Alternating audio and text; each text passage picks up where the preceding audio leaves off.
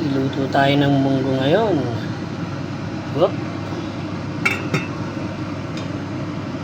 Munggo, balatong.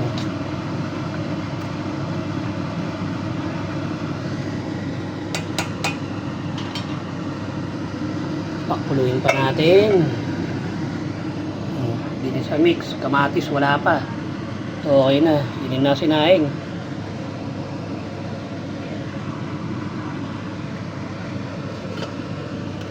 Oops, para mas maliwanag.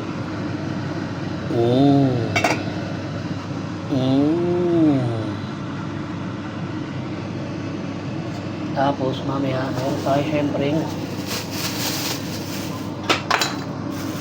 tuyo, kapares ni munggo dahil wala tayong chicharon na pork.